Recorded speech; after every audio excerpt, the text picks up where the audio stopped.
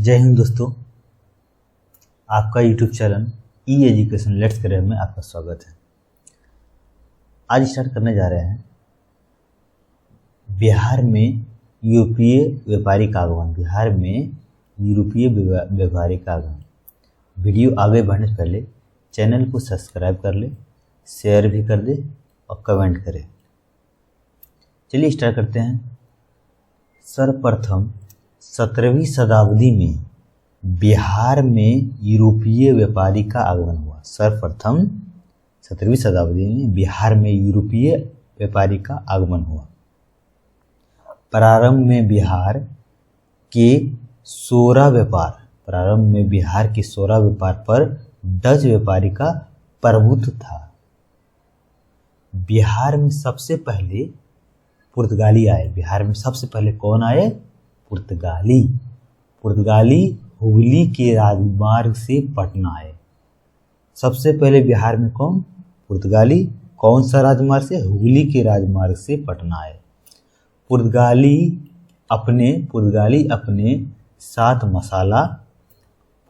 अपने साथ मसाला, चीनी, मिट्टी के बर्तन इत्यादि लेकर आते थे तथा वे पटना के सूती वस्त्र ले जाते थे।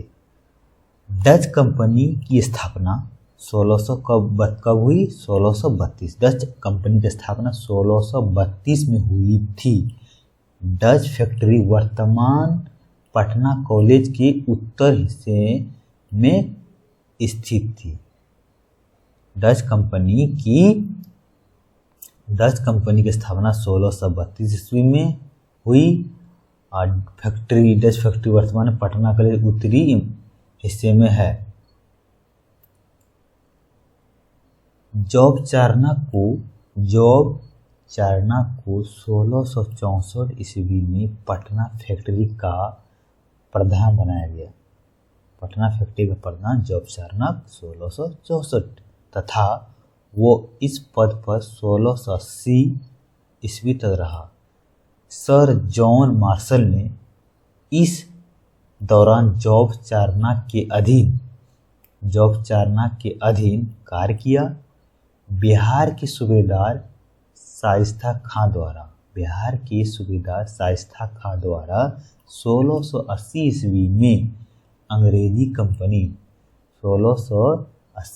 में अंग्रेजी कंपनी के व्यापार पर 3.5% 3.5% कर लगाने के क्षुब्ध होकर जॉब चारनाक ने हुगली शहर को 1686 ईस्वी में लूट लिया। जॉब चारनाक ने हुगली शहर को 1686 ईस्वी में क्या कर लिया? लूट लिया। किसने? जॉब चारनाक ने। फर्रुखसियर ने अंग्रेजों को बिहार एवं बंगाल में व्यापार करने के लिए 1717 में पुनः स्वतंत्रता प्रदान की। 1717 में पुनः स्वतंत्रता प्रदान की।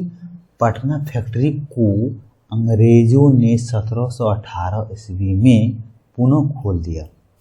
इस दौरान कंपनी ने व्यापार में घूसखोरी की प्रथा प्रारंभ हो गई। इस दौरान कंपनी में घूसखोरी की प्रथा प्रारंभ हो गई। नवाब अलीवर्दी खां के दबाव के कारण, किसके दबाव के कारण? नवाब अलीवर्दी खां के दबाव के कारण पटना फैक्ट्री 1750 में पुनः बंद कर दी गई। लेकिन हॉलवेल ने प्रयास करके 1755 में पटना फैक्ट्री को पुनः खोल दिया। 1755 ईस्वी में पुनः पटना फैक्ट्री को हॉलवेल के प्रयास से खोल दिया गया। बिहार में यूरोपीय कंपनियां। कंपनी का नाम है, यहाँ स्थापना वर्ष है, उत्पाद है। पहला पुर्तगाली फैक्ट्री 17वीं सदी के पूर्वार्ध में। कौन वस्त्र उत्पाद? सूती वस्त्र। डच जो नीदरलैंड फैक्ट्री कब? 32 ईस्वी में। अनाज कौन कौन? अनाज, सोरे, सूती वस्त्र। ब्रिटिश फैक्ट्री 1651 ईस्वी में। कौन कौन? नील, सूती वस्त्र। डेन फैक्ट्री 1774 में, सूती वस्त्र। डेन फैक्ट्री 1774 में कौन सा वस्त्र? सूती वस्त्र। बिहार के सूबेदार सैयद हुसैन अली खां एवं उसका भाई अब्दुल्ला खां को सैयद बंधु के नाम से जाना जाता है। सैयद बंधु को के नाम से जाना जाता है। कौन? बिहार के सूबेदार सैयद हसन अली खां एवं उसका भाई अब्दुल्ला खां को 1763 में जो शासक निर्माता के रूप में प्रसिद्ध हुआ। 1763 को मीर कासिम ने पटना में गिरफ्तार 148 कैदियों, जिसमें पटना के अंग्रेजी एजेंट एलिस भी था, की हत्या करवा दी। यह घटना पहला हत्याकांड के नाम से विख्यात है। यह घटना जो पटना हत्याकांड के नाम से विख्यात था। जेम्स अलेक्जेंडर की अध्यक्षता में 1770 ईस्वी में रेवेन्यू काउंसिल ऑफ पटना के नाम से एक लगान परिषद का गठन किया गया। किसकी अध्यक्षता में? जेम्स अलेक्जेंडर की अध्यक्षता में। कब? 1770 में रेवेन्यू काउंसिल ऑफ पटना के नाम से एक लगान परिषद गठन किया गया। 1770 ईस्वी में बिहार का पूर्णिया जिला सन्यासी विद्रोह का केंद्र था। पूर्णिया जिला सन्यासी विद्रोह का केंद्र था। कब? 1770 ईस्वी में। सर जॉन शोर की अस्थाई बंदोबस्त व्यवस्था। सर जॉन शोर की क्या थे? अस्थाई बंदोबस्त व्यवस्था को बिहार में गवर्नर जनरल लॉर्ड कॉर्नवालिस द्वारा 1793 में लागू किया गया। ये लाइन थोड़ा इम्पोर्टेंट है। सर जॉन शोर की अध्यक्षता में अस्थाई बंदोबस्त की व्यवस्था किसने? Sir John Shore. बिहार में गवर्नर जनरल लॉर्ड कॉर्नवालिस द्वारा 1793 में लागू किया।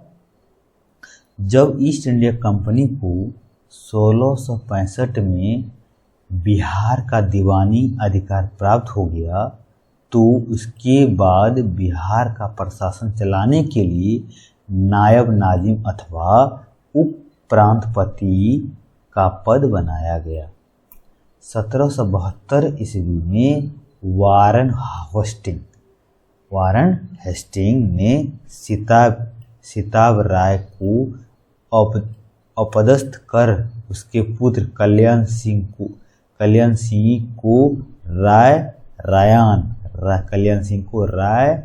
रायान की उपाधि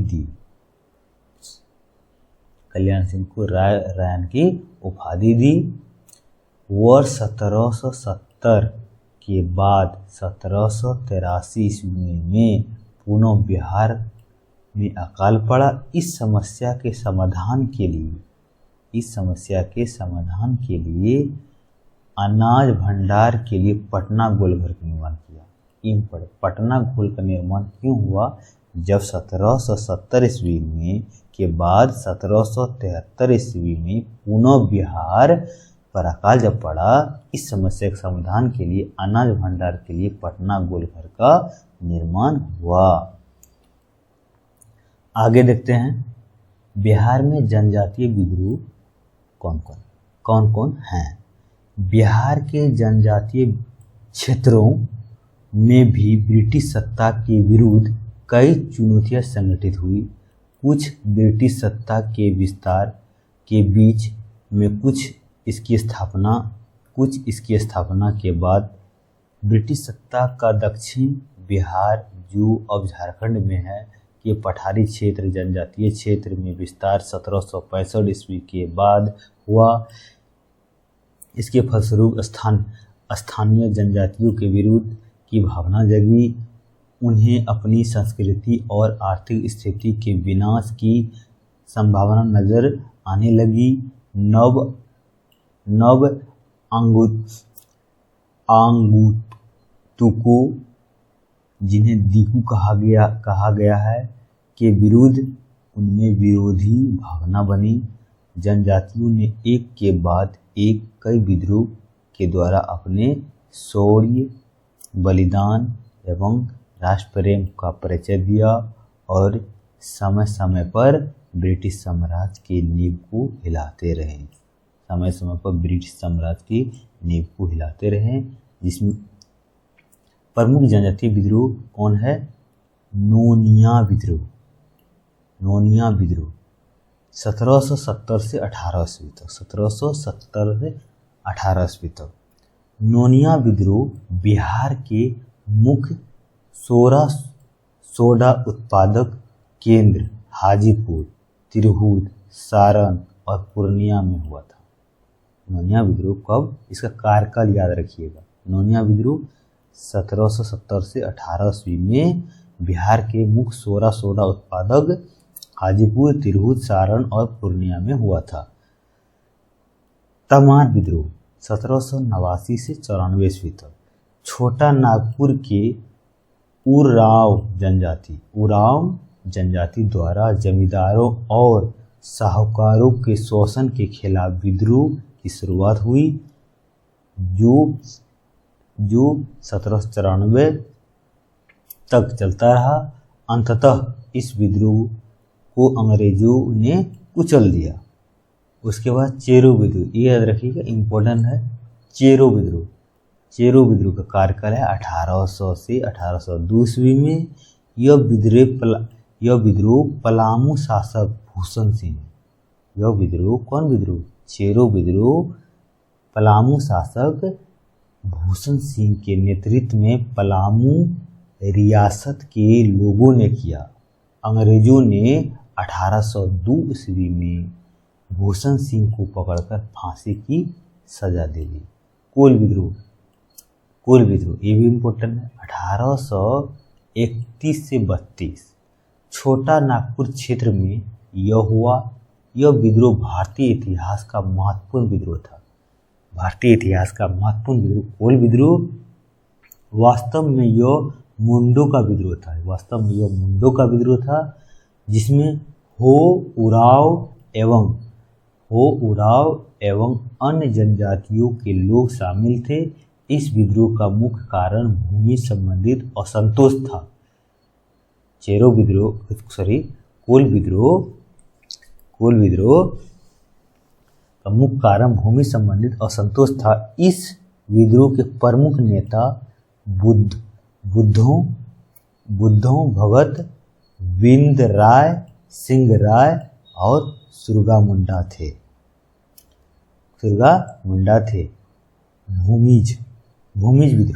भूमिज विद्रोह 1832 से 33। यह विद्रोह वीरभूम के जमींदार गंगा नारायण सिंह के नेतृत्व में किया गया। इस विद्रोह का कारण ब्रिटिश सरकार की शोषणकारी लगान व्यवस्था थी।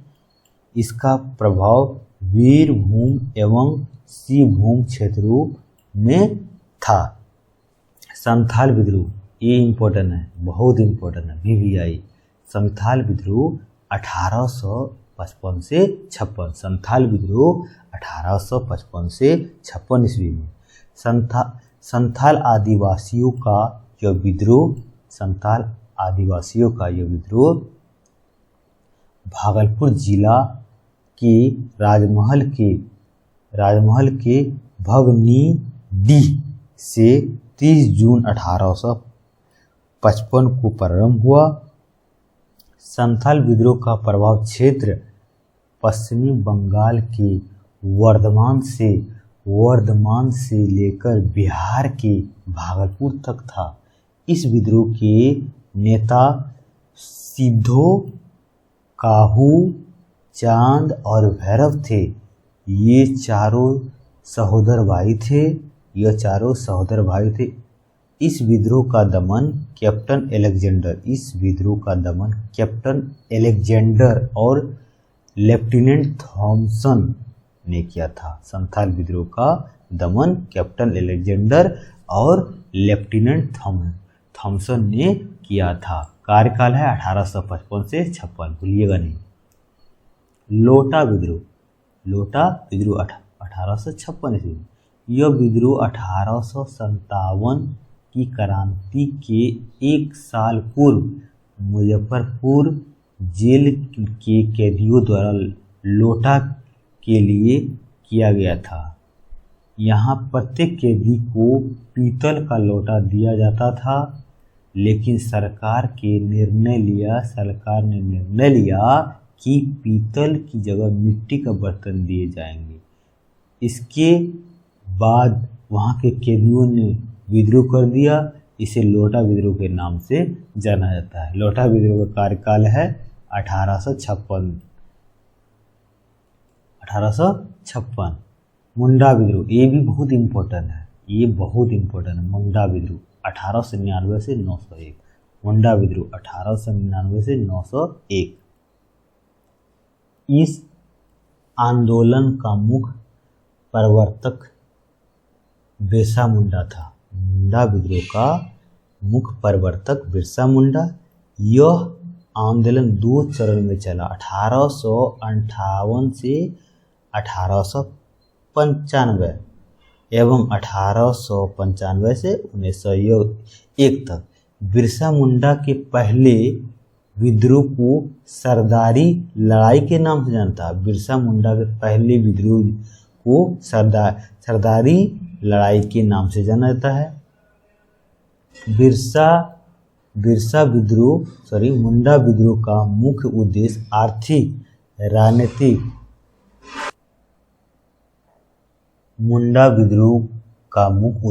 आर्थिक, राजनीतिक एवं धार्मिक स्थिति में परिवर्तन एवं पुनरुत्थान लाना था। यह आंदोलन एक सुधारवादी प्रयास के रूप में आरंभ हुआ था।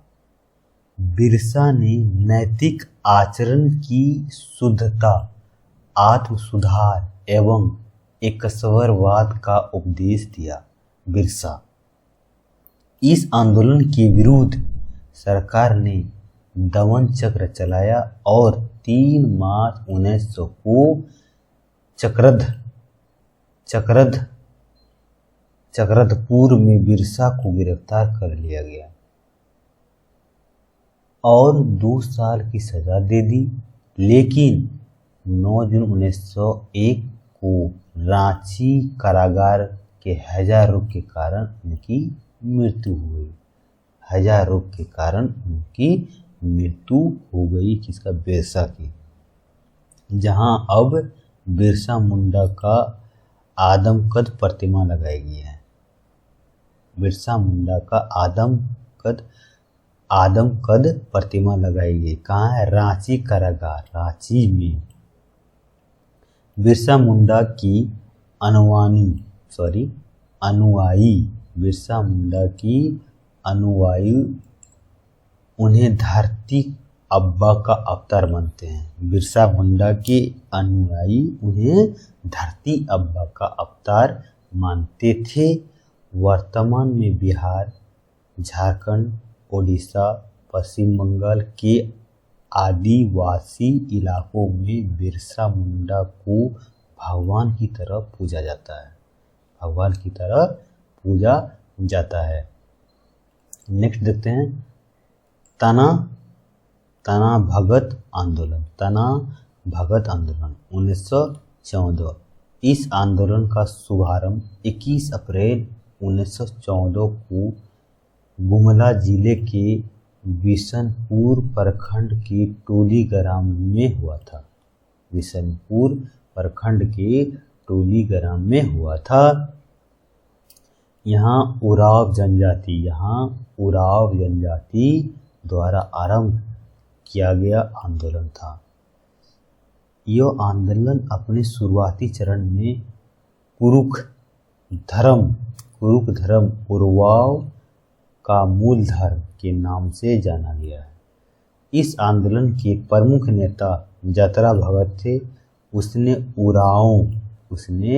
उरांव में धार्मिक सुधार संबंधित कार्यों पर जोर दिया और सिर्फ धर्मेश उरांव के देवता की आराधना पर बल दिया।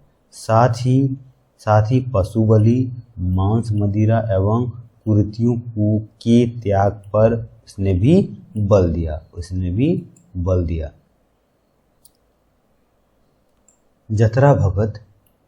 जतरा भगत के नेतृत्व में ऐलान हुआ